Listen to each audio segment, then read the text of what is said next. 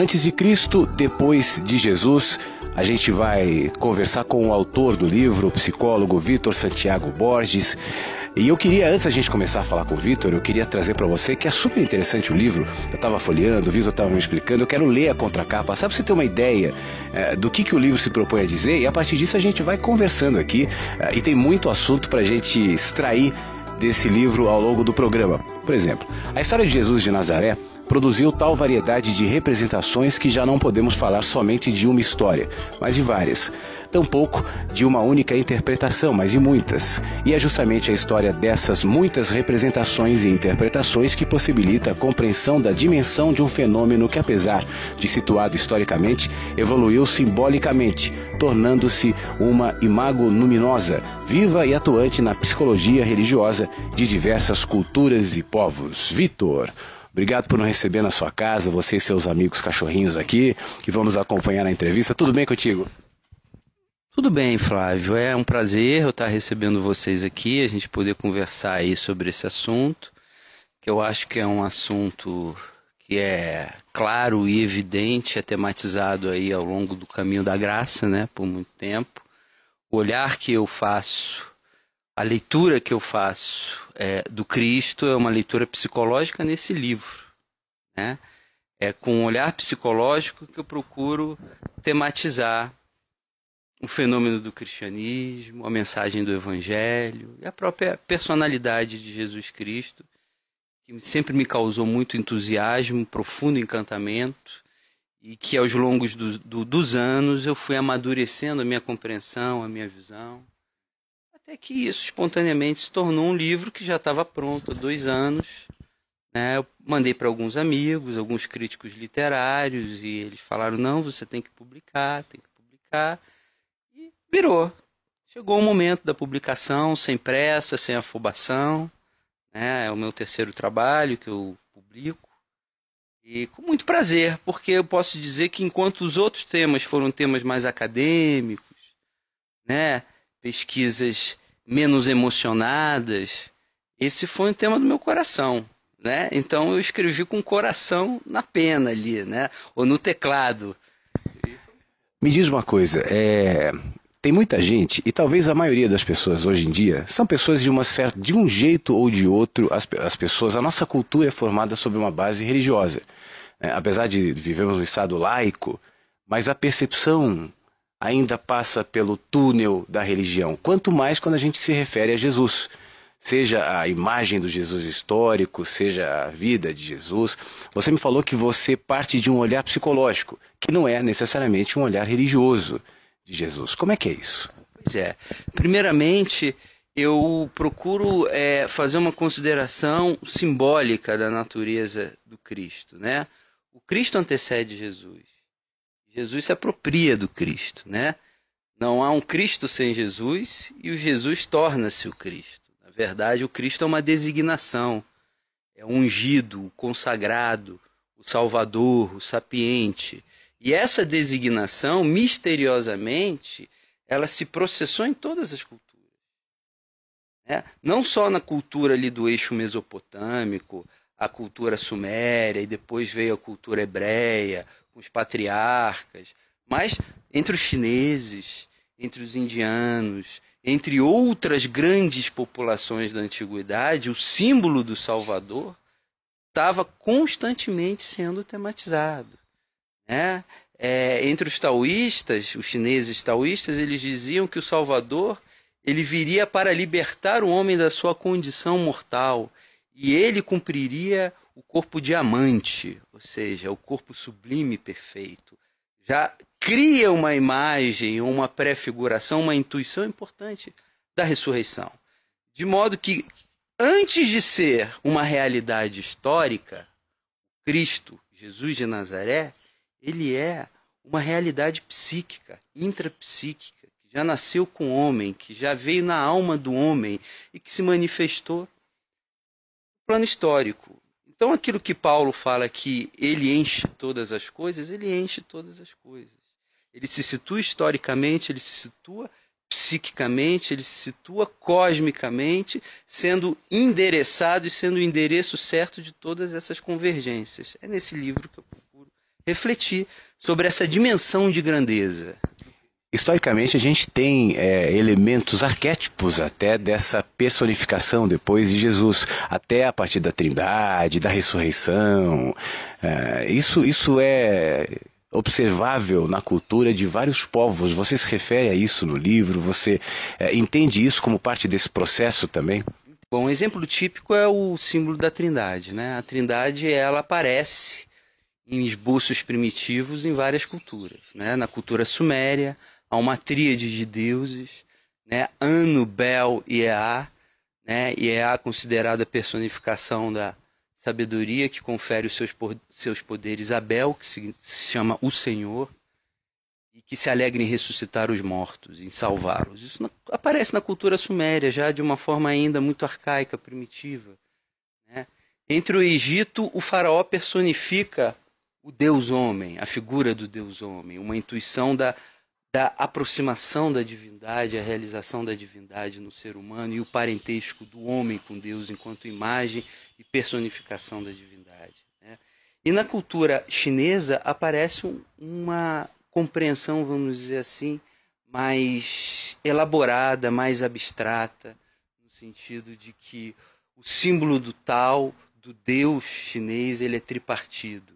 São três que compõem o Tao, e desse três vieram os muitos. Isso aparece nos aforismos, nos poemas chineses mais antigos.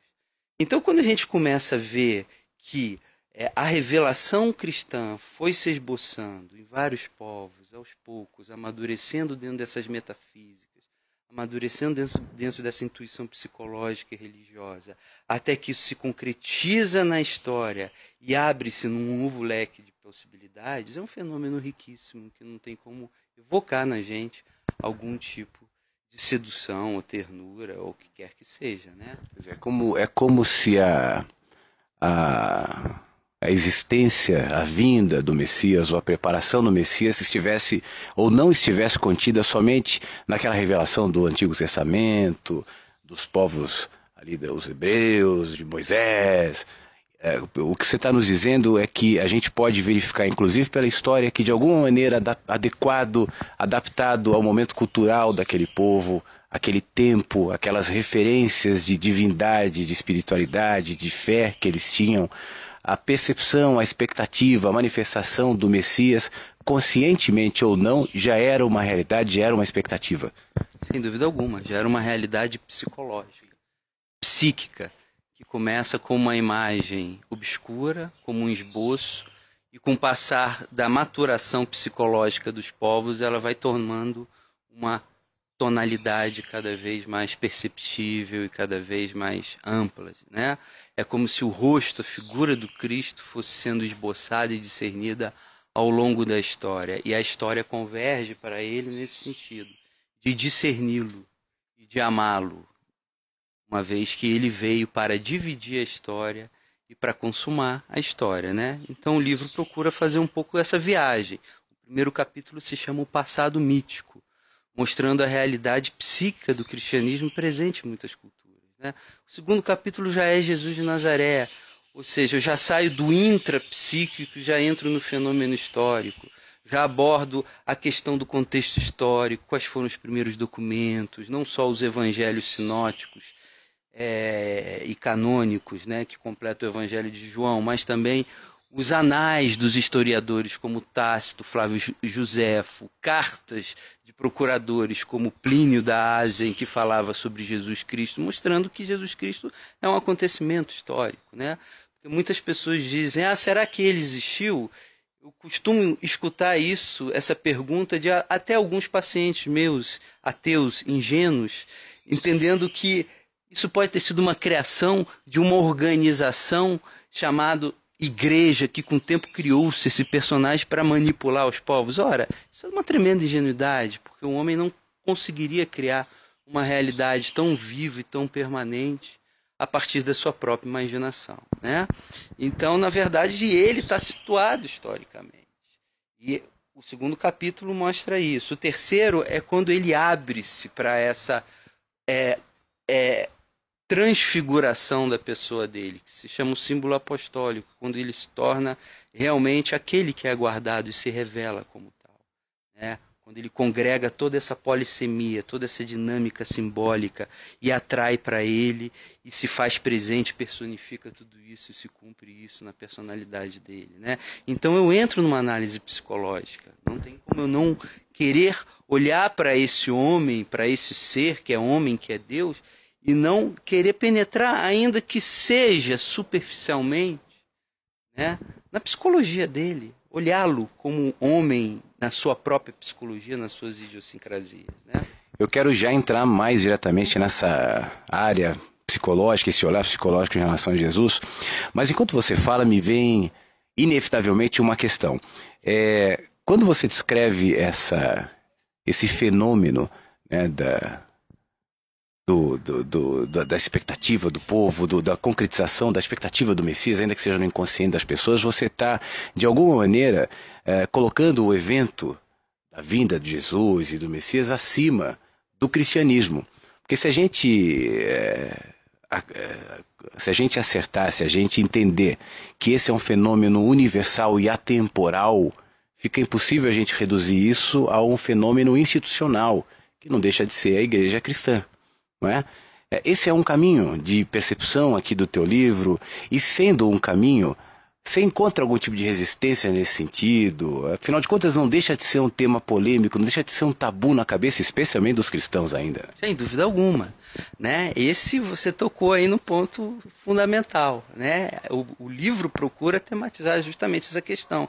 A igreja, a instituição, né? A eclésia, seja ela ortodoxa, seja ela católica, romana, seja ela protestante, com todas as suas multifacetas e multivariações, constitui apenas um filo do Cristo. É apenas um dos aspectos ou uma das faces do Cristo, porque o Cristo ele é cósmico, né? O universo não o contém. Ele veio para encher, plenificar todas as coisas. Ele é a base fundamental da vida e o ponto de atração da vida, né? O ponto de convergência final. Então ele está muito além da religião enquanto revelação, enquanto conscientização de um processo que se acumula, que depura e que converge na linha da evolução humana. Porque a gente passa por um processo evolutivo, a raça humana. Esse processo evolutivo aparece nas parábolas dele, né? Que nem todos são chamados, alguns são escolhidos, né? Que alguns peixes serão deitados fora do cesto, outros serão aproveitados, ou seja, o evangelho é cheio, ele é eivado de imagens de seleção, de seletividade, para que apresente justamente essa face convergente, evolutiva ou evolucionária do Cristo. O último capítulo é basicamente isso.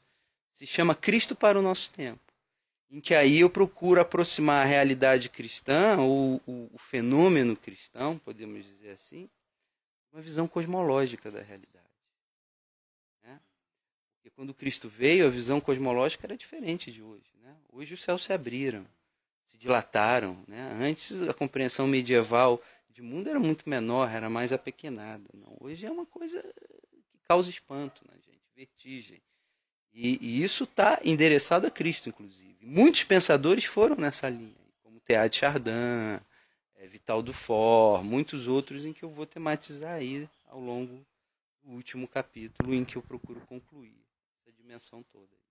Agora, como é que você traça esse olhar psicológico de Jesus? Como é que é possível tratar esse olhar? Com as informações que a gente tem no Evangelho, é possível você fazer um perfil? A intenção é fazer um perfil? A intenção não é fazer um perfil, mas é possível nós observarmos algumas características. Jesus é uma personalidade paradoxal em muitos aspectos. Né? Ao mesmo tempo que ele teme a própria execução, né, o seu martírio, ele faz de tudo para que seu martírio se cumpra. Né? Ele é um homem do inesperado. Né? Ele era capaz de chocar, vamos dizer assim, a compreensão do homem comum daquela época. Ele se vê, ele não se sente acuado em conversar, uma conversa íntima com uma samaritana, e choca a cultura do seu tempo. Então, ele é uma psicologia, uma personalidade que está muito além da cultura, e que fica à vontade de ter, e que, vamos dizer assim, inova a cultura da sua época. Ele muda a relação com as mulheres da época. Na religião cristã, as mulheres passam a ter funções ativas. Elas são chamadas à diaconia. Elas fazem parte do corpo de discípulos. Elas fazem o papel de liderança. Né? Ele resgata a mulher novamente para a história. Você acha que tanto quanto o choque da mensagem em si do Evangelho, que já é uma mensagem difícil de encaixar, ou se é que isso é possível, ou considero impossível de enquadrar em sistema, seja ele qual for, seja o sistema político, religioso, ou qualquer que seja. Mas, além disso, essa questão que você está se referindo, a questão cultural, o jeito que Jesus tratava as mulheres, o jeito que ele lidava com as leis de Moisés, com o pensamento vigente religioso daquela época, isso não deixa de ser uma posição cultural, de enfrentamento, de postura. Isso acho que foi fonte de embate. Você acha que isso, tanto quanto a mensagem em si do Evangelho, gerou esse problemão entre Jesus e as pessoas naquela época? Sem dúvida alguma, Jesus trouxe um paradigma novo. Esse paradigma é o paradigma da vida, da liberdade, da espontaneidade, da ternura, do amor, da criatividade, do sorriso. E não ideias pré-estabelecidas, concepções herméticas, fossilizadas, sistematizadas, em que o racional está longe do coração. Então ele veio com uma mensagem cultural que é transcultural, né? Que é trazer o céu para junto do homem, para que o homem se conecte com todas as coisas, que ele se conecte no seu plano natural. E aí ele fala: olha os lírios do campo, aprende com os lírios, a viver como os lírios do campo, como as aves do céu, né? Volta-se para a natureza, né? Sai um pouco dessa alienação cultural da aquisição, né? Ele manda a gente perceber e se sensibilizar pelos ritmos da vida. Ao mesmo tempo, ele resgata o papel dos marginais. Então, ele muda tudo de figura. E isso faz parte da psicologia, uma psicologia não condicionada. Se podemos falar da psicologia de Jesus de Nazaré, é uma psicologia incondicionada. Enquanto que todas as psicologias que nós vemos humanas, que trabalhamos sobre elas, elas sofrem condições culturais, familiares, situacionais, sociais, econômicas, e todas as contingências vão moldando aquela personalidade do indivíduo. O Jesus de Nazaré, ele é imoldável, por isso que trata-se de uma personalidade indecifrável, ao mesmo tempo profundamente atraente. Ele está além das contingências, além das circunstâncias, além das condições culturais. Agora, a gente não pode reduzir a dificuldade de entender essa personalidade de Jesus, não só aqueles que conviveram historicamente com ele. Parece que ainda hoje não se entende, não se aceita. Quando eu falei sobre a dificuldade ou a impossibilidade de encaixar a mensagem de Jesus em algum sistema, eu incluo essa postura, esse lado psicológico de lidar com a vida e com as pessoas. Me parece que, especialmente dentro da religião, há uma incompatibilidade de entendimento disso. Você sente isso nesse traçar da personalidade, desse olhar de Jesus? Eu sinto que ele é muito pragmático e objetivo. Ele não perde tempo querendo convencer. Ele fala e pronto, entende? Então ele deixa um espaço para a pessoa se decidir. Assim era o trato dele com as pessoas. Ele não fica muito atiçando a curiosidade das pessoas e querendo trazer respostas filosóficas e esmiuçadas para que eles possam tomar a decisão. Não. Ele confronta na objetividade dele, fala o que tem que falar e se economiza, e segue e anda em frente, né? Isso eu acho profundamente atraente, né? Porque ele não fica na futilidade da mente, porque a nossa mente é fútil, cheia de convenções e cheia de pequenas regrinhas. Ele não veio para tratar disso, ele veio para atingir aquilo que é o âmago do humano e virar de ponta cabeça, na verdade, né? E isso ele faz com maestria, né? Ele instaura um sentimento novo, religioso novo. Esse sentimento novo foi crescendo, amadurecendo com o tempo, entendendo que a gente vence na derrota. Invertendo, né? Essa lógica de poder e de força. Exatamente, que a gente vence na derrota. Ora, o Senhor dos exércitos, Deus forte, conquistador e fulminador do mundo, né? Quando ele foi gestado no útero da Virgem, ele foi tomado de amor, ficou terno, ele se amansou no útero da Virgem. Isso era um antigo poema de um dos primeiros padres cristãos, chamado Nicolau Calcino, que é muito bonita essa imagem. Então, ele inverte. A vitória dele se dá na derrota, se dá no martírio, né? Quando você se mostra fraco é que você é forte. Quando você se coloca como humilde, como mínimo, aí que você é digno de toda honra. Então, toda a lógica do mundo cívico é invertida, né? Com o que ele traz de mensagem. E é essa renovação da visão das coisas é que faz com que ele seja polêmico e continue sendo até hoje, atual, revisitado constantemente. Hoje não são só religiosos que falam de Jesus. Não só pastores, padres, bispos, pessoas da religião cristã, mas eu vejo pessoas de todas as religiões falando de Jesus. Dentro disso, parece que a gente até está sentindo um momento até de enfraquecimento das religiões. Uma pesquisa se não me engano, da FGV, recente, agora de 2011, indica que 13 milhões de brasileiros, um aumento de quase 2%, se consideram sem religião. Isso não quer dizer sem fé, necessariamente, mas a gente vê um esvaziamento de bancos de igrejas. Muitos saem aí fazendo uma série de perguntas, vazios, sem respostas, mas me parece que se começa a enxergar uma incompatibilidade entre uma espiritualidade sadia, viva, e não necessariamente uma religião, não é isso. Mas a esquematização, ao encaixotamento, né, da fé, quanto mais a uma fé que não deixa de ser uma fé quase subversiva, como essa fé de Jesus. Mas ainda, voltando para o começo do nosso papo, eu queria te fazer uma pergunta em relação até essa percepção sobre a manifestação da expectativa do Messias já no psicológico e no inconsciente de outros povos que não ainda os judeus, os palestinos. Dentro disso, qual você acha que é o significado dessa manifestação histórica, desse desembocar de toda essa expectativa no fenômeno da cruz, na vinda de Jesus? Que importância tem isso? Importância fundamental, na medida que a cruz abraça o mundo, né? E ela vai abraçar o mundo. Mas para que ela abrace o mundo, ela deve ser percebida na sua real dimensão, universal, capaz de conter e render sobre si todas as coisas, né? O que foi acontecendo dentro da igreja, né, com o passar do tempo, eu vejo que a igreja protestante ela passou por uma crise institucional, psicológica, muito semelhante à da igreja católica. É um processo de fossilização, estratificação, muita dogmatização e pouca espontaneidade de coração, né?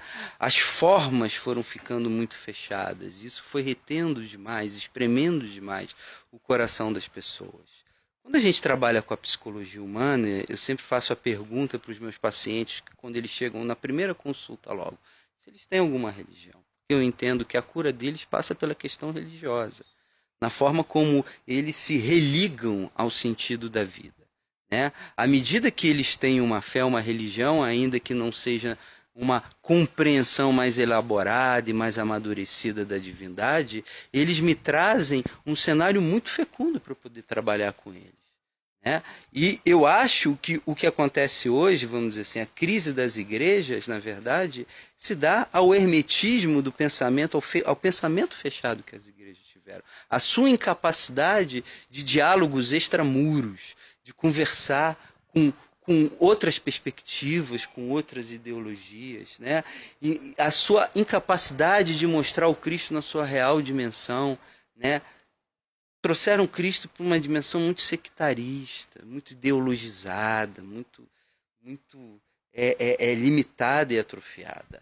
E isso foi fazendo com que as pessoas fossem perdendo a atração que tem em relação ao fenômeno cristão. Agora, eu acredito no processo de renovação. Eu vejo que a renovação vai se dando na espontaneidade do coração das pessoas.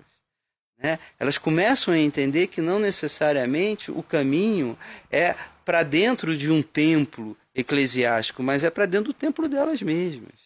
Né? Que a amizade com Cristo, que a amizade com Deus se dá na sua dinâmica diária, que o seu diálogo com Cristo já está ali feito, que ele está à porta e bate, que é só abrir a porta e deixar ele entrar. Então as pessoas vão percebendo isso, vão percebendo a importância da amizade com Deus. Por quê? Flávio, veja bem, a gente vive hoje um tempo muito paradoxal, um momento paradoxal da nossa cultura. O nosso planeta tem 7 bilhões de indivíduos, ou seja, o planeta nunca teve tão cheio, inchado de gente. E eu nunca constatei, como eu tenho constatado ao longo dessa última década, né, do ano 2000 para cá, como que a solidão está arrebentando as pessoas. Muita gente e pouca relação. Mas as pessoas precisam de relação. Se elas não conseguem encontrar uma relação no plano horizontal das pessoas, elas vão buscar no plano vertical, do mistério, né? E é aí que entra, vamos dizer assim, a maior fome de religião que tem hoje, a maior fome de Deus. Mas são muitos os produtos na prateleira da religião que são oferecidos. E nesse processo há confusões, né? Naturalmente. Assim como a gente não pode deixar de observar o fenômeno histórico, cultural, como a gente estava falando agora há pouco, dessa expectativa, quanto mais se a gente trouxer isso para o âmbito individual, né? E aí, aliás, a gente não pode fugir disso. Se existe um fenômeno social, histórico, ele parte de indivíduos.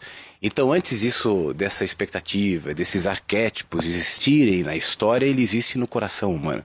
E isso a religião, a fé institucionalizada, os dogmas, como você falou, não mata. Ele pode confundir em algum momento, mas essa expectativa, esse anseio, essa busca individual, isso não tem ligação com símbolos religiosos ou arquétipos prontos religiosos, mas com a essência humana, isso permanece, isso continua, isso está pulsionando e impulsionando as pessoas. É isso que você está dizendo de alguma maneira? É isso mesmo. A essência humana é una em toda parte. Ela é atemporal e ela é histórica. Agora, ela é, vamos dizer assim, vestida com as roupagens do momento histórico e cultural que ela se vê situada, logicamente, né? Essa é a realidade do arquétipo. O arquétipo, ele brota da essência humana. E por brotar, ele é um símbolo universal. Ele é um legado da raça e da espécie. Ele faz parte do nosso DNA anímico da nossa alma, né? Então, na essência do homem, há essa informação. E ele, ao longo da linha da vida existencial dele, ele vai codificando isso, ele vai aprendendo a codificar. Logicamente que tem um tempo de maturação para que a paisagem esteja inteiramente definida aos nossos olhos, né? Eu acredito que o homem veio ao mundo e foi criado para aprender a ver. Ver cada vez mais amplamente e cada vez mais profundamente. Completar diante do seu olhar o mosaico da vida, né? E o mosaico da vida, ele está ali todo sintetizado, não só na mensagem, mas na face de Cristo. A cruz sintetiza isso. Maravilha. Eu sabia que esse papo teria papo para 1, 2, 3 horas de conversa. Infelizmente a gente não tem esse tempo todo, mas eu queria lembrar você que esse assunto a gente resumiu bastante, algo que está muito mais detalhado no livro Antes de Cristo, Depois de Jesus, o livro que já está nas livrarias, o livro do Vitor, mas que vai ser lançado agora em Brasília, é isso? Sim, ele vai ser lançado no dia 11 de abril, no restaurante Carpe Diem, ali na Asa Sul, 106 Sul, se não me engano, né? Carpe Diem da Asa Sul, né? O pessoal de Brasília sabe onde fica. A partir das 6h30 da tarde vai ser a noite de lançamento. Então quem está vendo Encontros na primeira edição, que é na terça-feira à noite, é amanhã. Quem vê as repetições ao longo da semana, quem não vê em VTV, talvez já tenha perdido a data, mas vai ter a chance de comprar o livro, de conhecer mais sobre o livro e sobre o Vitor Santiago Borges. Vitor, você tem e-mail, site, alguma maneira para entrar em contato contigo? Sim, eu tenho um site que ele está sendo reformulado agora, ele está sendo ampliado, está recebendo uma nova roupagem. Então ele está fora do ar no momento. Acredito que na segunda semana de abril ele já esteja acontecendo. Então tem muitas coisas que são debatidas ali no site. É um site de psicologia, tem 3 canais: psicologia e saúde, psicologia e cultura e psicologia e religião. Então eu abordo o tema da saúde mental a partir desses canais, com muitos textos e assuntos pertinentes, indicações literárias e por aí vai. O nome do site é Alegaia, alegaia.net.br. Ale com 2 L's, Gaia com Y. Alegaia é uma palavra em latim que significa outra terra. Eu tenho e-mail, Vitor Borges, Vitor sem C, vitorborges7, @hotmail. As informações na tela, entre em contato com o Vitor, eu tenho certeza que você pode trocar grandes ideias com ele, assim como a gente trocou aqui na sua casa. Vitor, Obrigado por nos receber aqui, obrigado pelo papo. O Encontros fica por aqui ao longo da semana, as repetições na VMV TV, o Encontros também na internet, você encontra no YouTube, nas redes sociais. Aliás, aproveite para divulgar o Encontros também, porque eu tenho certeza que papos como esse que a gente teve aqui com o Vitor podem ser úteis para tanta gente, assim como foi para você. Um abraço, muito obrigado e até semana que vem.